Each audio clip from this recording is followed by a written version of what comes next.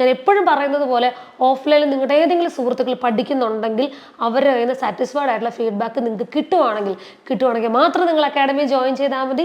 ജിനൂസ് അക്കാഡമിയുടെ ആദ്യത്തെ offline batch വളരെ സക്സസ്ഫുള്ളായി തന്നെ നമ്മൾ സ്റ്റാർട്ട് ചെയ്തു. എനിക്ക് തോന്നുന്നു ഞാൻ ഏകദേശം 30 സീറ്റുകൾ മാത്രമായിരുന്നു ആദ്യത്തെ ഓഫ്ലൈൻ ബാച്ചിന് ഇട്ടിട്ടുണ്ടായിരുന്നു. പക്ഷേ അത് ദൈവത്തിൻ്റെ ഒരു അനുഗ്രഹം കൊണ്ട് ഏകദേശം 37 അഡ്മിഷൻ ബുക്കിംഗ് ആയിട്ടുണ്ടായിരുന്നു. അപ്പം വളരെ സക്സസ്ഫുള്ളി നമ്മൾ അങ്ങനെ ഒരു ബാച്ച് സ്റ്റാർട്ട് ചെയ്തു. ഇനി ജിനൂസ് അക്കാഡമിയുടെ രണ്ടാമത്തെ ഓഫ്ലൈൻ ബാച്ച്. ഓക്കെ, ഈ ഒരു രണ്ടാമത്തെ ഓഫ്ലൈൻ ബാച്ചിന് നമ്മൾ ഇട്ടിരിക്കുന്ന സീറ്റ് നമ്പർ എന്ന് പറയുന്നത് 20 സീറ്റുകൾ മാത്രമാണ്. നിങ്ങൾ ഓഫ്ലൈൻ പഠിക്കാൻ ആഗ്രഹിക്കുന്നവർ ഈ സീറ്റുകളിലേക്കുള്ള ബുക്കിംഗ് നിങ്ങൾ സ്റ്റാർട്ട് ചെയ്യണം. അപ്പം ഞാൻ ഓൾറെഡി ഈ ഒരു ഓഫ്ലൈൻ ക്ലാസ്സിൻ്റെ പ്രത്യേകതകൾ എന്തൊക്കെയാണെന്ന് കുറേ കാര്യങ്ങൾ ഞാൻ എൻ്റെ ആദ്യത്തെ വീഡിയോയിൽ ഞാൻ ഇട്ടിട്ടുണ്ടായിരുന്നു. അപ്പം നിങ്ങൾ ആ ഒരു വീഡിയോ കണ്ടവർക്ക് നിങ്ങൾക്ക് മനസ്സിലാവും നമ്മുടെ ഓഫ്ലൈൻ ബാച്ചിൻ്റെ പ്രത്യേകതകൾ എന്തൊക്കെയാണെന്ന്. അതിൻ്റെ കൂട്ടത്തിൽ തന്നെ നമ്മൾ കുറച്ചും കൂടെ കാര്യങ്ങളും കൂടെ ഈ ഒരു ഓഫ്ലൈൻ ബാച്ചിൽ ആഡ് ചെയ്തിട്ടുണ്ട്. അതെന്തൊക്കെയാണെന്ന് വെച്ച് കഴിഞ്ഞാൽ ഇപ്പോൾ നമുക്കറിയാം നമ്മളൊരു ഓഫ്ലൈൻ ബാച്ച് പഠിക്കാനായിട്ട് ചെല്ലുമ്പം നമുക്കൊരു റീഡിംഗ് മെറ്റീരിയൽ തരുന്നു, അല്ലെങ്കിൽ നമുക്കൊരു ലിസണിങ് മെറ്റീരിയൽ തരുന്നു. നമ്മൾ ആ ഒരു മെറ്റീരിയൽ ചെയ്തിട്ട് നമ്മൾ വീണ്ടും എന്ത് ചെയ്യുന്നു, അത് റബ്ബ് ചെയ്ത് നമ്മൾ തിരിച്ചു കൊടുക്കുന്നു.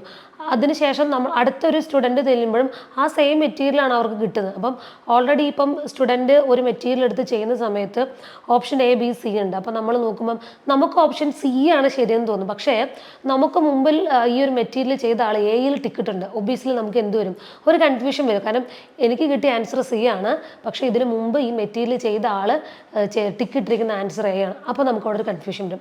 അതുപോലെ തന്നെ പാർട്ട് എ ചെയ്യുന്ന സമയത്താണ് കുട്ടികൾക്ക് ഏറ്റവും കൂടുതൽ ബുദ്ധിമുട്ട് വരിക. കാരണം മുൻപ് സ്റ്റുഡൻസ് യൂസ് ചെയ്ത അതേ മെറ്റീരിയൽ തന്നെ അടുത്ത ബാച്ചിൽ വരുന്ന കുട്ടികളും യൂസ് ചെയ്യുന്നത് കൊണ്ട് ആ ഒരു എ പാർട്ടിൽ ഇനി വരയ്ക്കാനായിട്ട് ഒരു വരിയും ബാക്കി കാണില്ല അല്ലേ. സ്കിമ്മിങ് ആൻഡ് സ്കാനിങ് ചെയ്ത് മൊത്തവും എല്ലാ വരികളും വരച്ച് വെച്ചിരിക്കുകയായിരിക്കും. അപ്പോൾ പുതിയൊരു സ്റ്റുഡൻറ്റ് എന്ന് ആ പഴയ മെറ്റീരിയൽ എടുക്കുമ്പോൾ സ്റ്റുഡൻറ്റിന് കൺഫ്യൂഷനാണ്, ഞാൻ എവിടെയൊക്കെ വരയ്ക്കണം. മാത്രമല്ല പകുതി മെറ്റീരിയലും ആൻസറുകളും എഴുതിയിട്ടുണ്ടാവും. ഈവൺ ഇഫ് അത് മാച്ച് കളഞ്ഞാൽ പോലും അതിൻ്റെ ആ ഒരു ആൻസർ നമുക്ക് വ്യക്തമായി തെളിഞ്ഞ് കാണാം അല്ലേ, പെൻസിൽ വെച്ച് എഴുതിയിട്ടുണ്ടെങ്കിൽ. അപ്പം ജിനൂസ് അക്കാഡമിയിൽ നമ്മൾ ഇതൊക്കെ മാറ്റി പിടിക്കുകയാണ്. കാരണം ഇതൊക്കെ സ്റ്റുഡൻസിനെ മിസ്ലീഡ് ചെയ്യുന്ന ഒരു തരത്തിലുള്ള മെത്തേഡായിട്ടാണ് ഞങ്ങൾക്ക് തോന്നിയത്. കാരണം ഒരു ഇൻഡിപെൻഡൻ്റ്ലി തിങ്ക് ചെയ്യാൻ കഴിവുള്ള ഒരു സ്റ്റുഡൻ്റ് ആണെങ്കിൽ പോലും ഇത്തരത്തിലുള്ള എഴുതിയ യൂസ് ചെയ്തിട്ടുള്ള മെറ്റീരിയൽ അവരുടെ കയ്യിൽ കിട്ടുമ്പോഴത്തേക്കിനും കറക്റ്റായിട്ടുള്ള ഒരു ആൻസറിലോട്ട് എത്താനായിട്ട് ആ ഒരു സ്റ്റുഡൻറ്റിന് ബുദ്ധിമുട്ടാണ്. എന്തുകൊണ്ടാണെന്ന് വെച്ച് കഴിഞ്ഞാൽ മുൻപ് എഴുതിയിരിക്കുന്നവർ എഴുതിയതാണോ കറക്റ്റ്, അതോ ഞാൻ എഴുതുന്നതാണോ കറക്റ്റ്, ഏതാണ് കറക്റ്റ്. ഈവൺ നമ്മൾ പ്രാക്ടീസ് ടൈം മുതലേ നമ്മളത് പിടിക്കണം. സ്റ്റുഡൻസിനെ പ്രാക്ടീസ് ടൈം തൊട്ട് തന്നെ നമ്മളത് ശ്രദ്ധിക്കണം. അതുകൊണ്ട് തന്നെ ജിനൂസ് അക്കാഡമിയിൽ എല്ലാം ഫ്രഷ് മെറ്റീരിയൽസാണ്.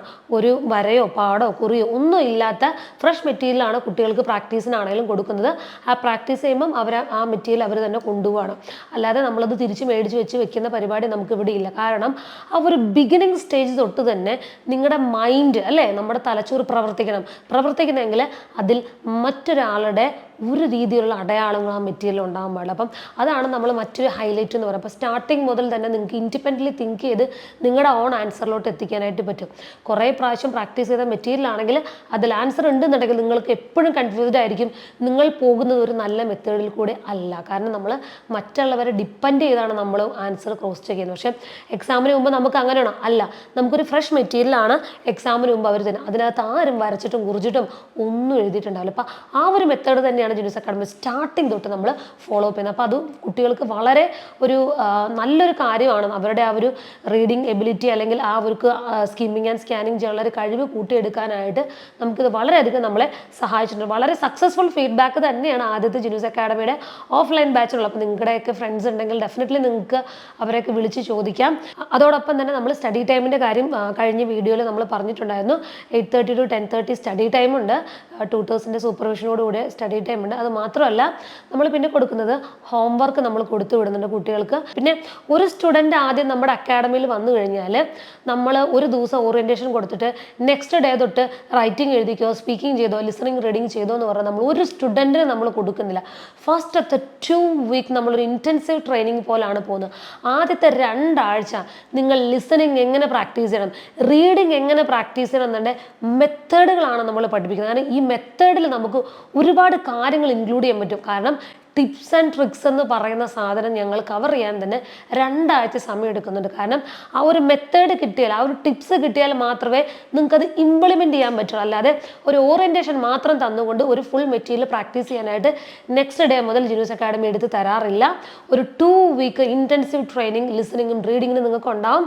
ആ ഒരു 2 ആഴ്ചത്തെ പരിശീലനത്തിന് ശേഷം മാത്രമായിരിക്കും നിങ്ങളുടെ കയ്യിലോട്ട് മെറ്റീരിയൽ പ്രാക്ടീസ് ചെയ്യാനായിട്ട് തരുന്നത്. അത് മാത്രമല്ല എ പാർട്ട് ആയിക്കോട്ടെ, ബി ആയിക്കോട്ടെ, സി ആയിക്കോട്ടെ, നമ്മൾ മെറ്റീരിയൽ ചെയ്തതിന് ശേഷം കുട്ടികൾക്ക് അതിൻ്റെ ഡീറ്റെയിൽ എക്സ്പ്ലനേഷൻ, ആൻസർ എങ്ങനെ വന്നു എന്നുള്ളതിൻ്റെ ഒരു ഡീറ്റെയിൽ എക്സ്പ്ലനേഷൻ കൂടെ നമ്മൾ കൊടുക്കുന്നുണ്ട്. ഇത് കൂടാതെ നമ്മൾ ബിഗിനേഴ്സിനെ പ്രത്യേക രീതിയിൽ പരിഗണിക്കുന്നുണ്ട് കേട്ടോ. കാരണം ആദ്യത്തെ ഒരു 2 വീക്സ് അവർക്ക് റൈറ്റിംഗ് ആണെങ്കിൽ സ്പീക്കിംഗ് ആണെങ്കിൽ അവർക്ക് എക്സ്പ്ലനേഷൻ ക്ലാസ്സാണ് പോകുന്നത്.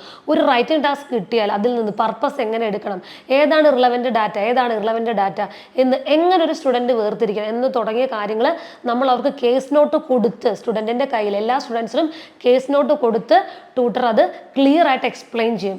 എന്താണ് ഈ ലെറ്റർ, ഇതിനകത്ത് എന്തൊക്കെ കാര്യങ്ങൾ ശ്രദ്ധിക്കണം. അല്ലാതെ നമ്മൾ അവിടെ എഴുതുന്ന പരിപാടി അല്ലെങ്കിൽ സ്റ്റുഡൻസിനെ കൊണ്ട് എഴുതിക്കുന്ന പരിപാടിയില്ല.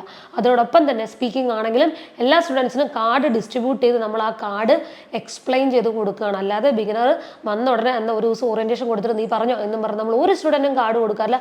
അതോടൊപ്പം തന്നെ പ്രാക്ടീസ് സ്പീക്കിംഗ് കാർഡിനോടൊപ്പം തന്നെ വീക്കിലി നമ്മൾ എക്സാം കാർഡിൻ്റെ പ്രാക്ടീസും കൂടെ കൊടുക്കാറുണ്ട്. എക്സാം കാർഡിൻ്റെ പ്രാക്ടീസ് എടുക്കുന്നത് ഞാൻ തന്നെയാണ്. സോ ഇത്രയും അമേസിംഗ് ആയിട്ടുള്ള കാര്യങ്ങളാണ് ജിനൂസ് അക്കാഡമി ഓഫ്ലൈനിൽ നിങ്ങൾക്ക് വേണ്ടി ഒരുക്കിയിരിക്കുന്നത്.